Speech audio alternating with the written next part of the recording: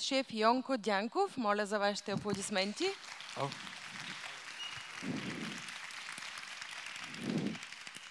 Той завършва професионална гимназия по туризъм и ресторантьорство в град Търговище. Започва работа още на 13 годишна възраст в ресторант Мизия, град Търговище, при ресторантьор номер 1 на България, Тодор Янакиев.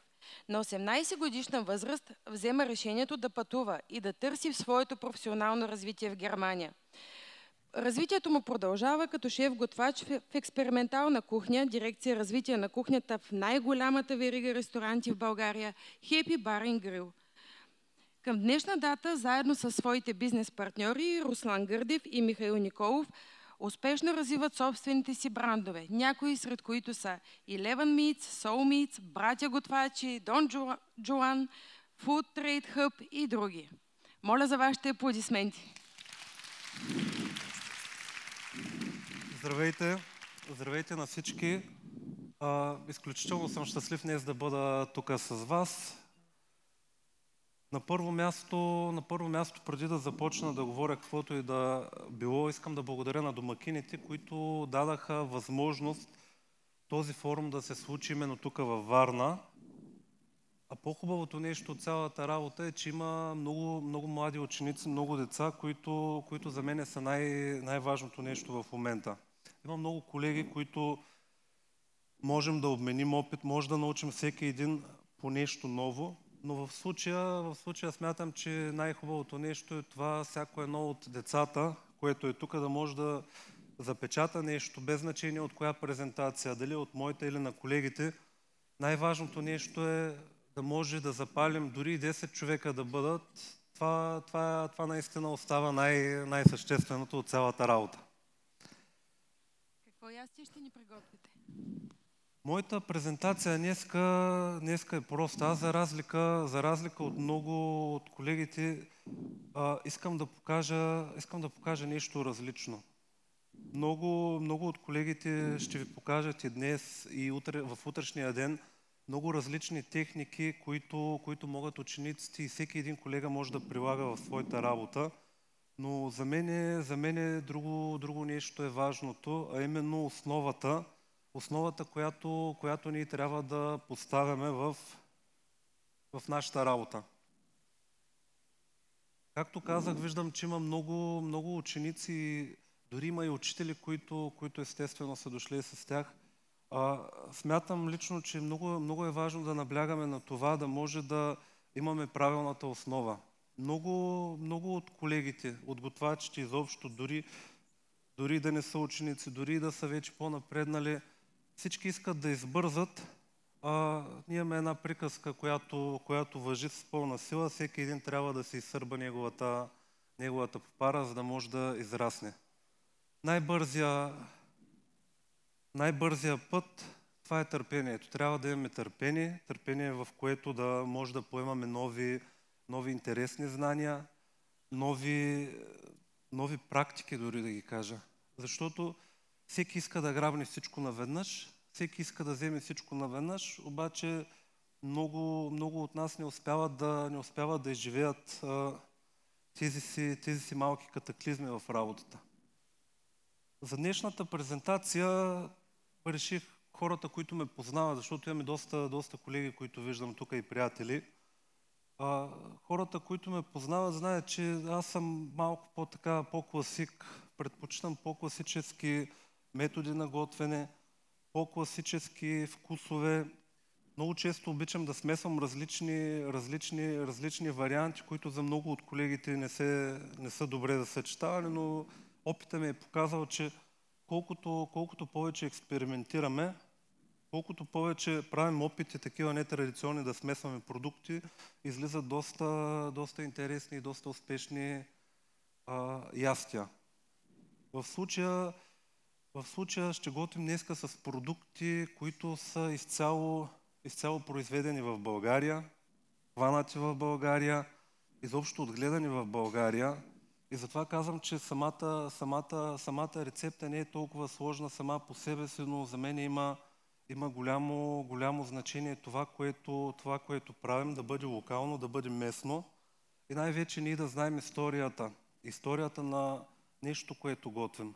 Как го готвим, за да може да създадем една връзка, която е коренно важна. Тя е в основата на всичко. Връзката между производителя, между фермера, между човека, който отглежда било животно, било зеленчук, каквото и да е, с производителя, който трябва да го преработи. Оттам нататък момента, в който всеки един готвач го вкарва в неговото ястие и го имплементира по различен начин. Основната тема днеска е рибата. И сме в Варна, Черно море. Какво по-хубаво от това да сготвим един калкан. Истината е, че предварително бях планирал да готвя есетра, но така се поблазних последните 2 дена, понеже имаше доста прясна риба, излязаха страхотни риби. Така че замених основата на есетрата, в случая с калкан.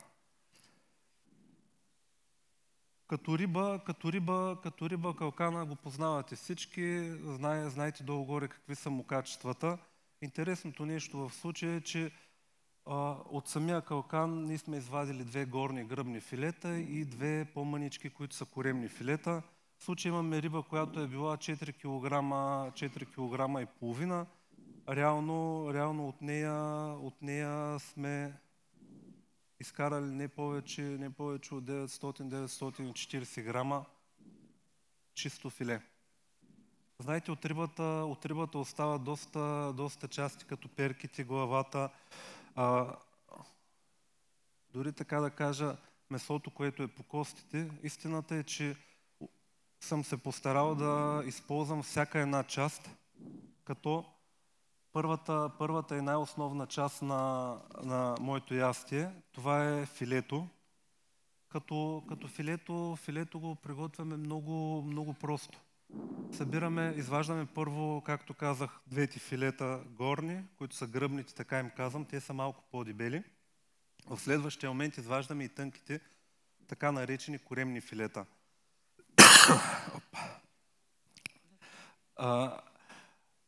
В сърцевината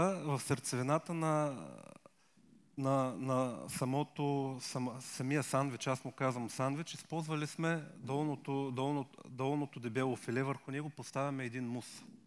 Мус, който пак се използва от парчетата риба, които ние сме обезкостили, нарязали, изрязали, това, което остава, не сме го изхвърлили. За самия мус използваме също и черноморски миди. Сега в момента започва, в момента излизат страхотни миди. Всички търсят в момента по-големи миди, но знаете, че колкото по-големи, толкова повече са филтрирали водата. Аз лично предпочитам малко по-дребните. За основата на муса, който съм използвал в рибата, съм вложил изрезките от калкана. В случая бяха около 190 грама. Към тях имаме добавен един жълтък и 2 белтъка. Интересното нещо, което съм вкарал вътре в самия мус, за да дам първо разлика в цветовото съотношение, ще ви го покажа след малко, на филето и на муса, съм добавил трева от пшенични кълнове. Не знам дали сте запознати с този тип продукт, но това е нещо, което е много просто, но в същия момент е и доста полезно. Това са пшенични зародиши, които се съдят и когато станат долу-горе между 7 и 10 см, могат да се оберат, след което те се пресоват и изкарваме един такъв тъмно-зелен сок. Хубаво е, ако имате желание, сутрин на гладно могат да се консумират от 30 до 50 мл от него. Много добре действа и много по-лесно повдига от едно кафе. Чудесен аромат има.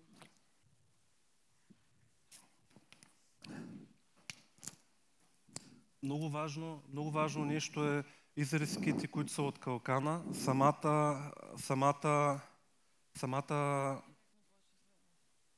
Самия сок от кълновете и яйцето да бъдат минати на блендер до получаване на гладка, финна консистенция. Някой път дори може да сложите по някоя бучка лед, за да може да се получи още по-финна структура и най-важното е, в зависимост от блендерите, които използвате, когато са на много високи обороти, когато става това смилане, мелене, хубаво е да слагаме по една-две бучки лед, за да може да отнеме малко от температурата и самия продукт да не се сготвя предварително. След като сме извадили филетата, надолу върху стреч фолио поставяме едното филе. Върху него разстиламе мусът, който сме приготвили и отгоре се слепва с същото филе. Гръбно с гръбно, коремно с коремно.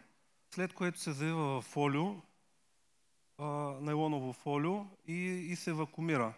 Аз използвам класическа техника, която, пак казвам, хората, които ни познават, знаят, че ние се занимаваме основно с сувид производство. Към момента сме най-големия производител в България. И на дневна база, и на месечна приготвяме средно между 2 тона и 3 тона и половина месо, риба и зеленчуци, така че тази техника ми е доста позната.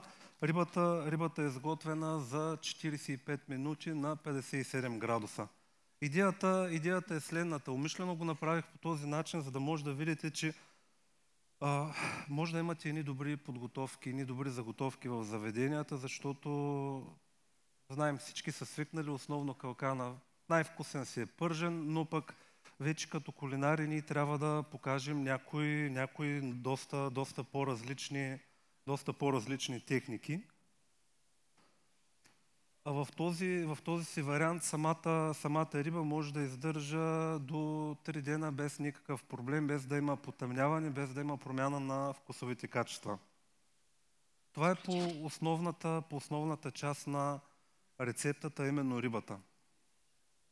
Към рибата ще направим една лека, проста, малка гарнитура, като едната част ще бъдат аспержи, зелени аспержи. Сега, може би преди 3 дена започна сезона. Очаквайте от април месец, както се казва, да има бум на българските аспержи. И аз нямам нищо против вносните, но в момента, примерно лично, вече продължение на 9 години работим с един производител, който в точно определен момент, в точно определен сезон, той произвежда тези аспержи и доставя до всяка една точка на България. Това е Джоро, нормално момче, което това му е семейния бизнес, с който той издържа семейството си. Така че всеки един, ако иска, след презентацията мога да му дам контакт, в който от април месец, дори от края на март до средата на май може да има пресни аспержи в неговия обект, дори за домашно ползване. Имаме аспержи, които ще бъдат едната част от гарнитурата. Имаме и дюксел от картофки с мащерка. Те ще бъдат задушени в малко пушена сланина и малко суджук. Суджук, който естествено пак ние си произвеждаме, но това вече е нещо по-различно, за което ще ви разкажа след малко. Това е част от нещата, в които ние вярваме и инвестираме вече като структура. Вярваме, че трябва ни да произвеждаме една част от продукти, които продаваме. Ясно е, че в индустриалното производство ние не можем да произвеждаме такива мащаби, примерно на говеждо, но към момента може да се гордеем, че имаме в момента са около 45 животни, наши собствени, японска порода вагю, която ние си гледаме. От нея си произвеждаме както суджука, така и в същия случай произвеждаме и пастърма, която може да видите. Смея да твърдя, че към момента е може би най-добрата в България. Дори последните 2 месеца един от топ ресторантите в света, който спечели миналата година номер 1, изпратихме близо 30 кг за тяхните нужди. Това е единственото изключение, когато ние сме изпращали такъв тип продукт навънка. Към днешна дата реализацията е изцяло на българския пазар, на наши подбрани клиенти и партньори. Връщам се към ястието. Умишлено обяснявам всичко предварително, за да може да виждате после, когато се готви, да знаете какво се случва. Имаме кости. Кости, от които ние сме приготвили бульон от калкан. Като основен сос към самото ястие сме направили алфредо, класическо алфредо, с единствената разлика, че вместо да използваме пармезан или някакъв тип твърдо сирене, които използват по-масово, използваме наше хубаво българско овче сирене, това, което е тук, в момента е на почти 2 години. Най-интересното за него е, че може да се произвежда може би от всеки един.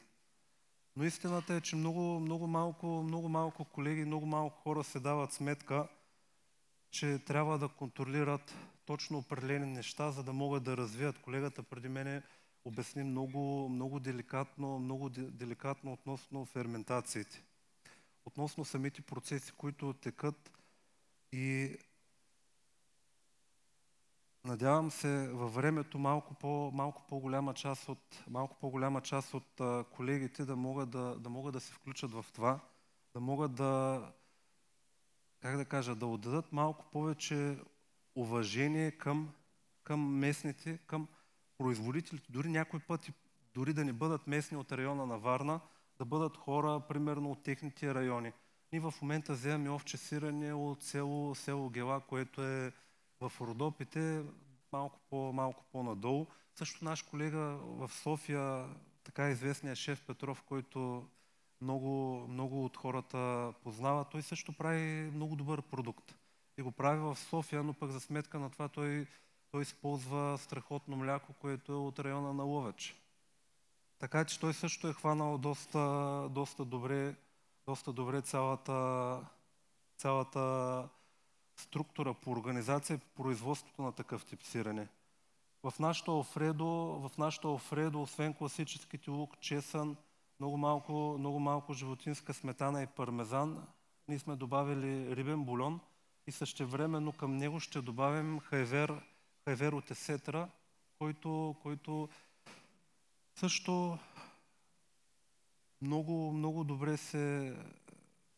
добре пасва на самия сос, но по-важното нещо е, че има производители, които го произвеждат тук близко до Варна, Баново, в Пазарджик имаме страхотни производители.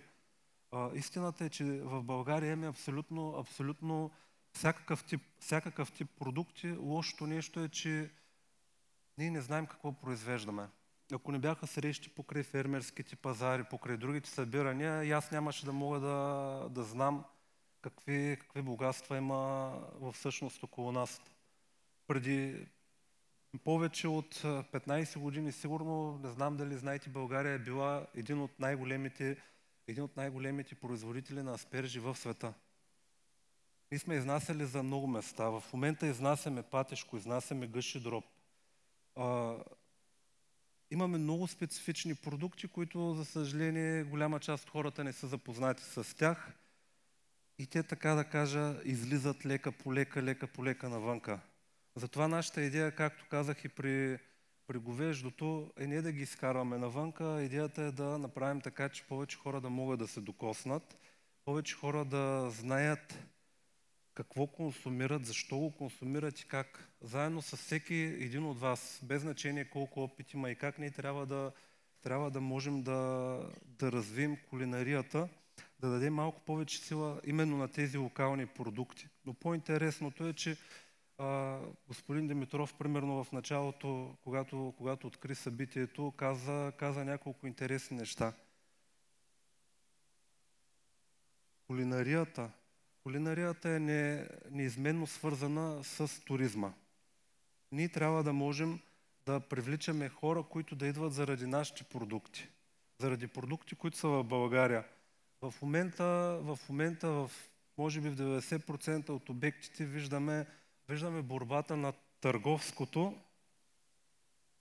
Търговското се бори с локалното и местното. Разбираемо до някъде, защото всеки един от ресторантьорите се бори се бори да има повече продажби, да продава повече продукти, но моя апел, може би, към всеки един от вас е лека по лека включвайте по нещо местно, дори да бъде по-скъпо, дори да бъде нещо, което не е толкова познато. Всеки един трябва да почне да запознава малко по малко неговите клиенти, неговия пазар с този тип продукти, за да може след време да се обърнем и всеки един да каже: да, ние сме направили това, да, ние сме направили това, и в един момент то ще се върне при всички от нас. Сега покрай говоренето, нека да стартираме лека по лека и с приготвянето на нещата. Подгряваме един тиган, в който тиган ще сложим малка част от пушената сланинка. Правим си домашна сланинка такава, която дава много интересен вкус, особено когато приготвяме картофи. Аз лично от едно време ми е останало вкъщи, всички ме познават, знаят колко обичам козя пастърма, но също и суджук обичам, така че винаги към картофа, за да можем да подобрим неговия вкус, да му дадем малко повече сила, слагам някакъв тип естествена мазнина. Знаете, французите предпочитат да използват основно патешка. Истината е, че виждам доста колеги, които в момента, дори в България, започват да пържат с патешка мазнина, започват да използват така доста по-сериозно този тип животински мазнини. Зехтина е страхотен продукт също, но чисто от гледна точка на усвоимостта на самите продукти, животинската мазнина в умерени количества, както всяко нещо, се получава така доста по-добре се приема от самия организъм.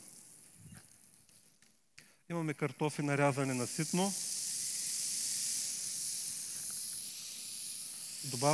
Добавяме ги към сланинката. Суджука умишлено ще го сложа малко след това, защото в момента нашия суджук, който използваме в момента за презентацията, той е базиран на следната основа. Мазнината при него е 40%, 60% е месото. Истината е, че това е продукт, към който нямаме добавено нищо друго, освен сол, няколко подправки.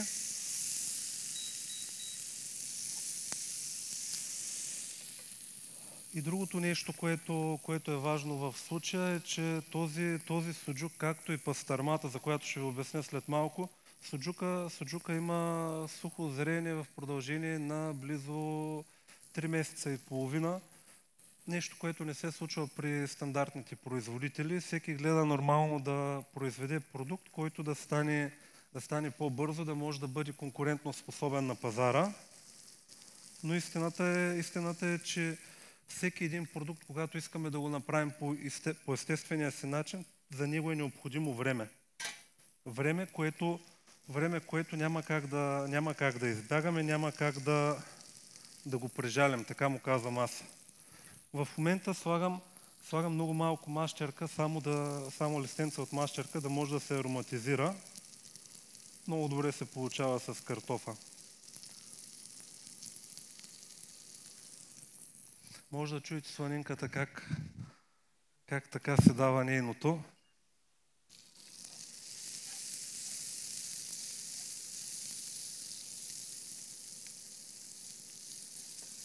Умишлено съм намалил котлона. Тя нека да се работи лека по лека. Ние ще сложим още един тиган, на който тиган ще приготвим другата част от гарнитурата, а именно аспержите. Те са толкова пресни и толкова крехки, че могат да бъдат консумирани директно. Продукт, който е мой любим, който използвам в много от случаите, дори в заведенията, които имаме за бързо хранене, когато дойде сезона на аспержите, гледаме да покажем на хората този продукт. Също нещо е с манатарките, но последните години се получава малко по-натварена ситуация с тях. Има много, знаете, голямо значение от това дали вали, дали не вали, но също са един доста добър продукт. Картофките леко се запържват. За аспержите аз лично използвам малко зехтин. Добър продукт. Използваме един от най-добрите зехтини в момента, които има на пазара.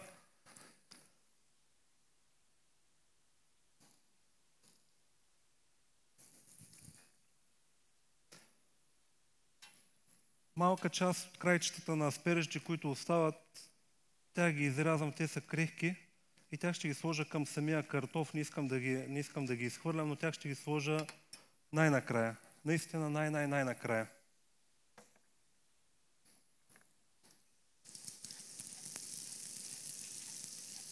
Картофките взеха да имат страхотен загар. Сега ще се получи много пъстърчко, след като сложим аспержите. Аспержите просто за не повече от минутка, няма дори да ги бланширам. Когато са свежи, при тях не е необходимо да има дълго готвене. Става дори много добре за просто мариноване. Така им казвам аз. Малко зехтин, много малко киселина и могат да се консумират директно.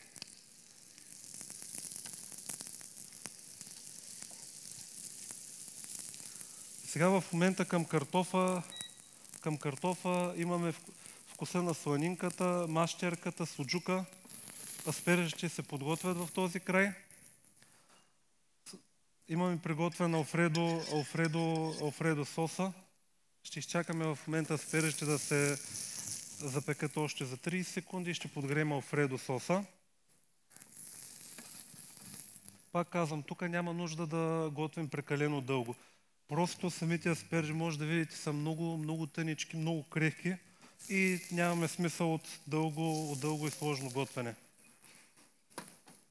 Вече ги отделям на страна.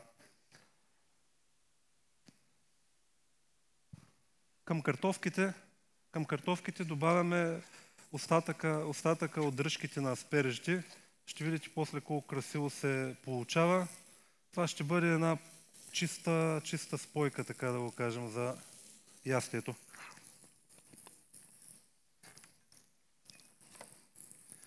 Така.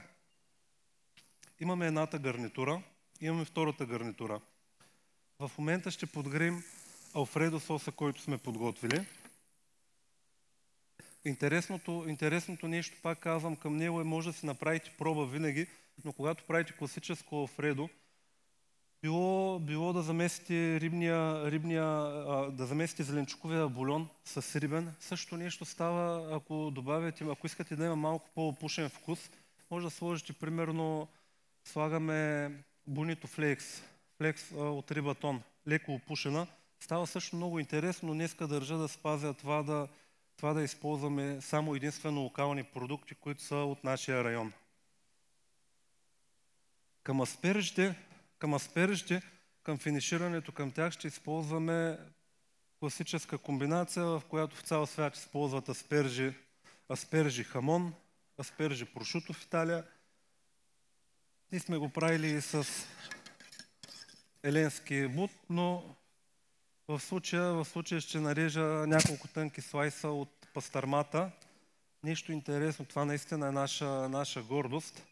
Нещо, което ние произвеждаме, контролираме от самия процес на угояване на животното до достигане на зрялост на самото животно. Зрялост, която да може да ни позволи то да бъде използвано за този тип продукт. За съжаление, в момента към днешна дата на българския пазар имаме уникални ферми. Имаме уникални производители, които гледат животни, но все още има една такава тънка борба, която не могат да я надраснат, а именно това да гледат животни за субсидия и да гледат животно, което да бъде за консумация, така да кажа, да изкараме висококатегориен продукт. В случая имаме тибони от тези животни, тибони, риба и стекове, които по нищо не, как да кажа, по нищо не отстъпват на всеки един тибон, рибай, USA, Prime, по нищо не отстъпват. Мога да го кажа на 100% като кулинар, който работи директно. Но за да достигне това животно, за да достигне тая пастърма до масата, ние имаме близо 5 години, 5 години, в които ние гледаме животното. Знам, че излизам от темата, но искам да ви обясня, защото важно е да знаете как се получава, как е направен самият цикъл. Много от хората вярват, че животните, когато пасат тревичка и те са чисти, стават. Да, това е добър вариант при млекодайните животни, но в случая ние търсим месото. Искаме да създадем и се борим за това нещо, да създадем месодайни животни, които да имат качество, което по нищо не отстъпва на всеки един световен продукт. Истината е, че този тип животни и този тип гледане изискват малко по-специфични знания, а в случая говорим за едно строго профилирано хранене при тях. В диапазона от 230 кг до 750 кг, когато стигне животно, то минава през 4-5 различни стадия, които се хранят. И те се хранят във всеки един стадий с различна храна. Още по-интересното нещо, което е в момента, е именно че тези животни, в случая вагито, то няма абсолютно никакво движение. Движението при животното е базирано от това да стане. Знаете всички едропреживно животно, тук е при този тип животни на 100% важи това нещо. Животното става, отива до яслата, нахранва се с определените неща, върши каквото върши след това и отива и ляга да спи на постелята. Но за този период, за тези години, трябва да се спазват точно определени неща. След угояването, естествено, преминава самия процес, който е на подбор на животните. Съответно, от всяко животно излизат различни неща. Не всяко животно е годно за пастърма, не всяко животно е годно за стекове. Мъжко, женско, повече, по-малко мазнина. Но в случая ние искаме да направим този продукт. Интересното е, че от 750 кг каркас животно, това е животното, което е вече заклано, от целия труп излизат не повече от 35 кг пастърма. А реално времето което е необходимо за самата пастърма, там вече отива между 4 до 6 месеца. Имаме, в зависимост от едрината на парчета на месо, имаме различно зреене. Тук пак може да се вмъкнат леко с Антон, което спомена. Точно определени среди. Ние следим, осоляваме месото. Всяко едно парче месото дърпа определено количество сол. Избягва се от класическия метод, който правят едрите производители.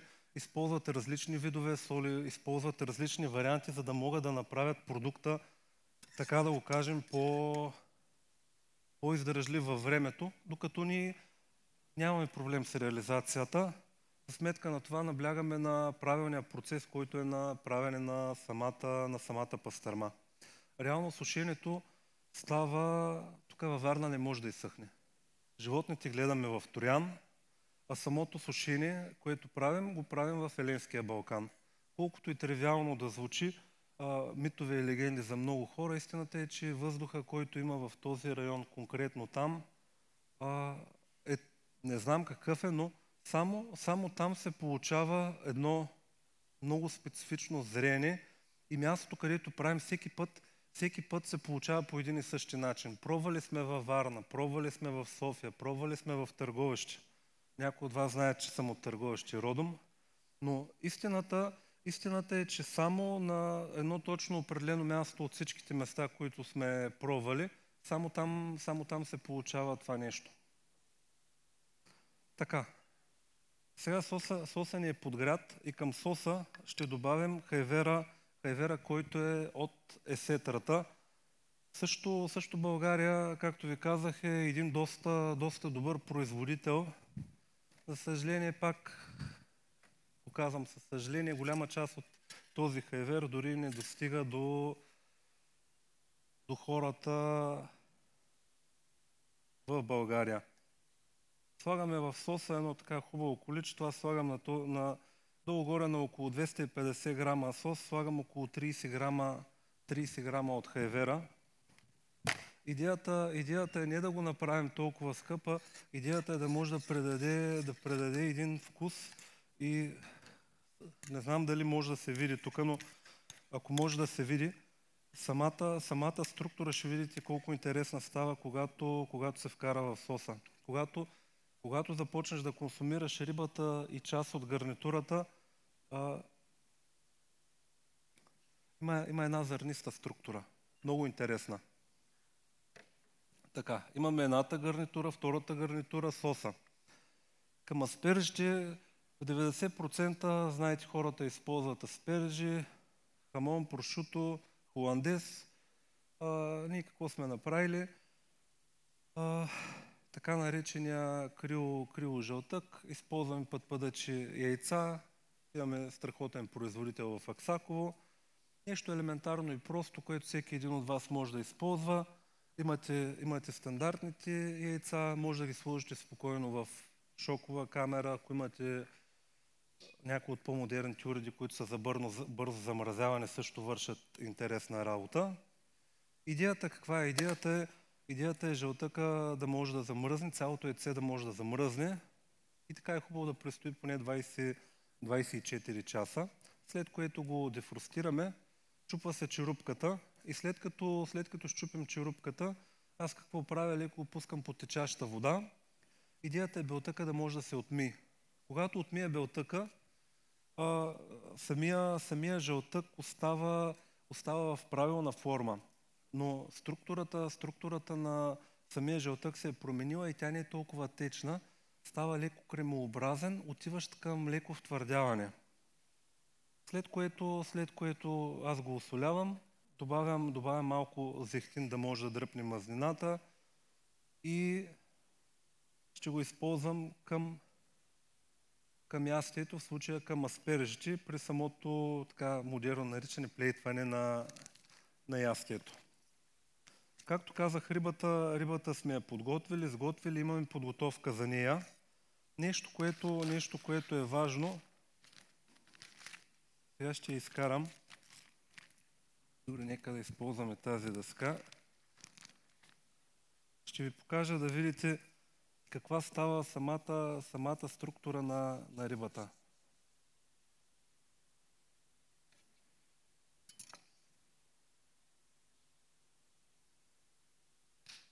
Имаме бяло, зелено и отново бяло. Истината е, че ние използваме абсолютно всичко от рибата. Използваме напълно филето, което е. Просто трябва да бъдем и с нещо, така да кажа, леко по-интересни. Все пак трябва да покажем някоя нова, как да кажа, нова за някои техники. Но в случая нямаме нещо сложно. Всеки един може да го направи. Не е необходимо това нещо да се случва с калкан. Това нещо може да се случи с есетра. Това нещо може да се случи с сулка. Това нещо става също и с щука.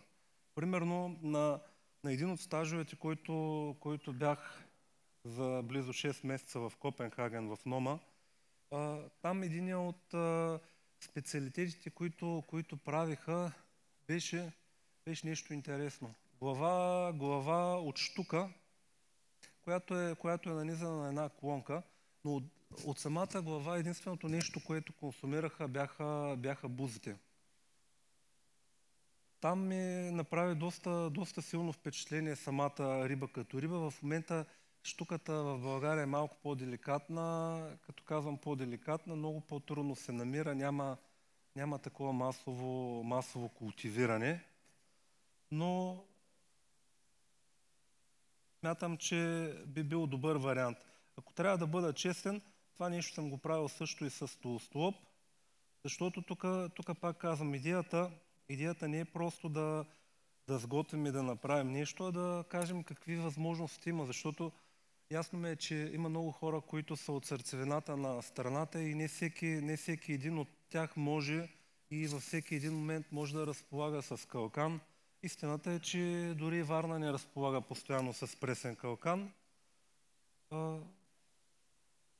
Ако питате в ресторант, всеки път е пресен, но това е друга тема. Идеята е, че може да го направите с всяка една риба, която имате като, така да кажа, като наличност, най-важното нещо е рибата да бъде свежа. Ето махам в момента на елонката, с която съм хванал. И самите парчета, може да видите колко, може да усетиш, ще поне си наблизо, да видиш колко нежна е самата структура. О, да.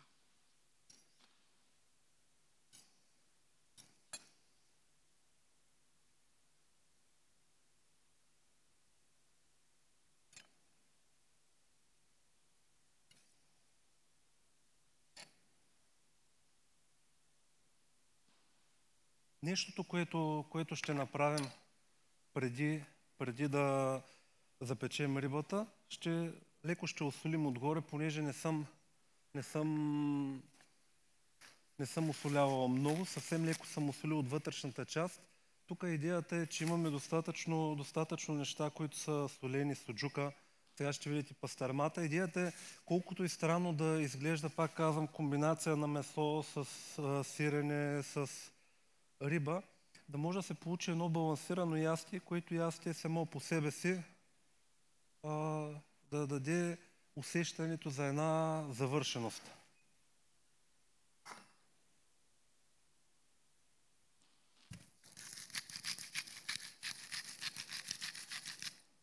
Леко посоляваме. Много леко зехтин отгоре също.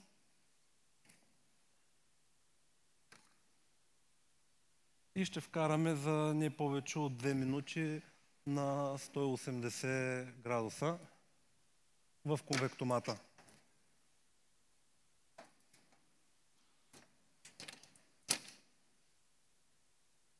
Идеята е да не убиваме рибата, както казаха в един филм. Така не трябва, калкана е много нежна и много чувствителна риба, затова и предварителната подготовка, която има, е много, много лека и много деликатна.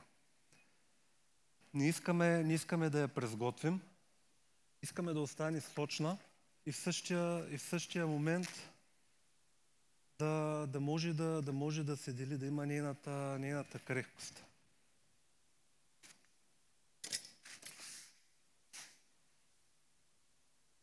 За презентацията използваме чинии, каквито имаме налични.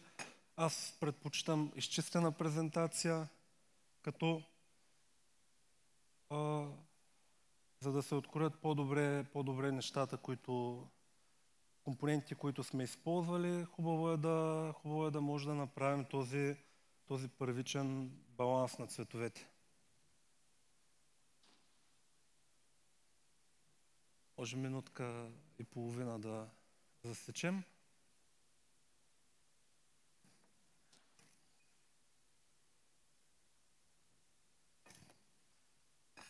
Така. За самата презентация използваме основата, която сме направили от картофките с сланинката, суджука и аспержите. Не прекаляваме много. Идеята е да имаме едно канапенце, което да бъде канапенце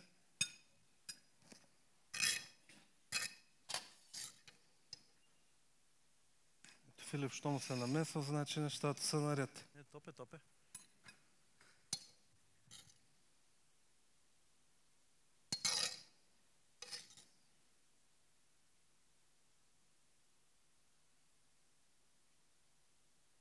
Имаме вече основата, която сме направили от картофите, суджука. Сега идва момента, в който трябва да поставим и аспержите. Групирам ги по 4. Дори са тънички, могат да станат и 5 без никакъв проблем.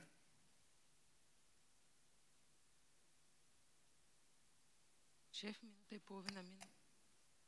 Моля? Мина минута и половина. Вадим. Трябва да знаем, че е важно да ни я презготвяме. Ето Филип ще ме обслужи с неговата кърпа.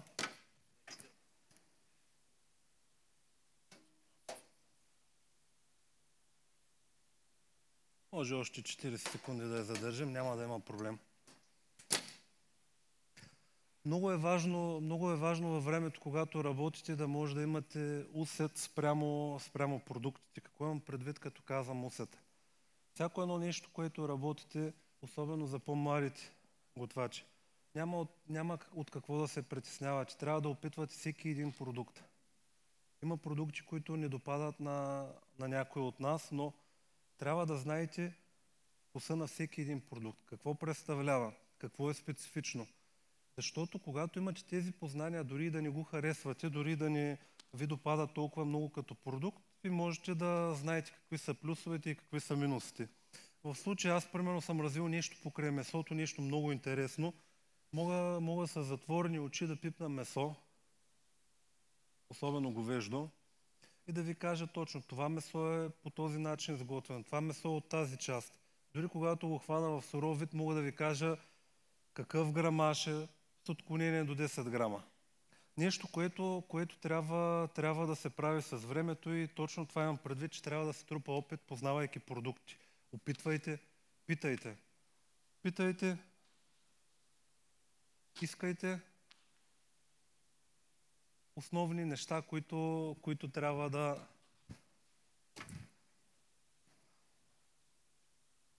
Ето, вече сме напълно готови.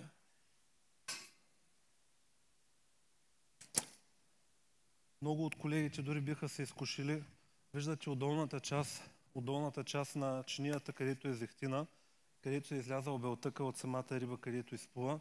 Много от колегите, примерно, биха направили един пил сос, който така доста интересно се получава също като вариант. Така, в чинията имаме едната гарнитура, имаме втората гарнитура. Нещо, което ще добавим,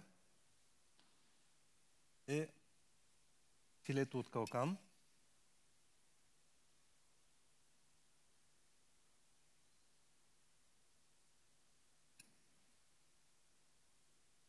И внимавате, понеже пак, когато не си нося моята кърпа и забравям, внимавате, че е горещо. Когато е горещо, нещата трябва да се пипат внимателно. Имаме аспержи. На аспержите ще поставим от нашия жълтък. Слагам не повече от 3 жълтъка.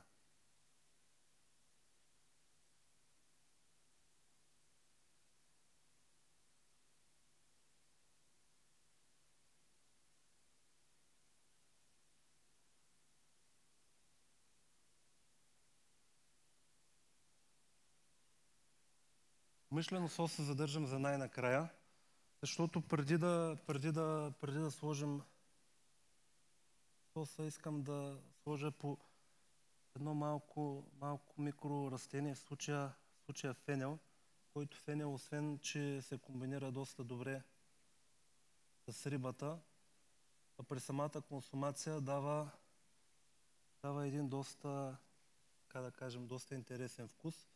Знаете, че много от хората, от колегите готвачи го използват именно за риба, рибни ястия и такъв тип продукти.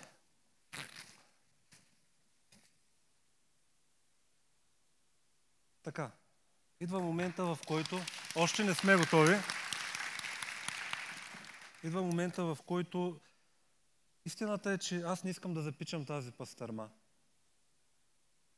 Нейният вкус излиза тогава, когато тя се консумира в този тип вариант сурова, но нещо интересно е, че най-добре се усеща мазнината тогава, когато тя се консумира на стайна температура.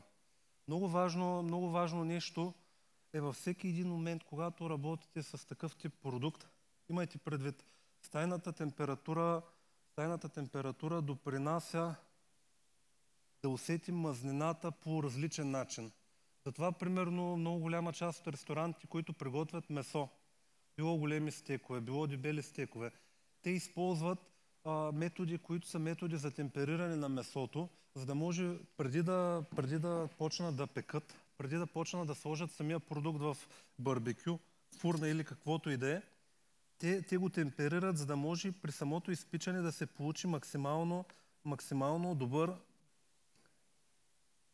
резултат и съответно тази мазнина да бъде приета по най-правилния възможен начин. Не знам дали виждате каква е мраморността. Мога така да покажа, но не знам дали ще се вижда. Да, малко по-надълго. Просто стоейки в ръката ми тази пастърма започва да се топи. При нея няма нужда от нещо много специално. Слагаме съвсем мъничко, просто да дадем допълнение аромат към аспержите. Имаме няколко цвята от джанка, която, така да кажа, близко расте до нашия офис. Локална е. Знам, че колегата Петко, той се е подготвил с цветове от череша, така че ние по варненски караме с варненски джанки. Предпоследната щриха, това е соса, който използваме, а именно соса Алфредо, който е с рибния бульон с хайвера.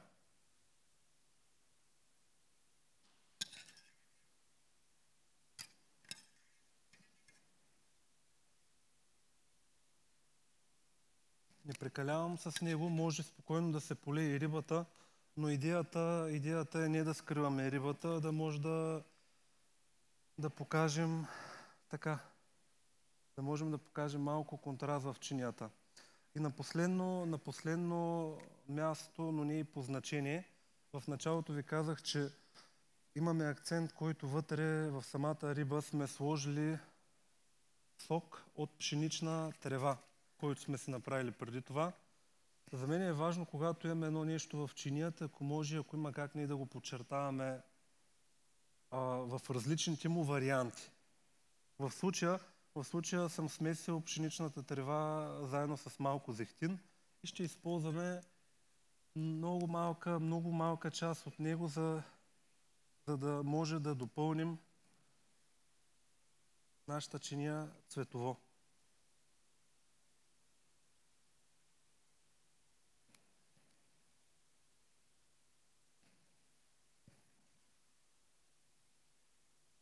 Това е нашата завършена чиния. Ако някой има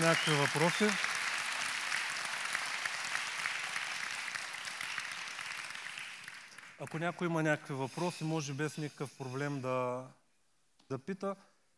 Пак казвам, проста, семпла презентация, но наистина важно е да използваме колкото можем повече локални местни продукти. Благодарим ви. Благодаря.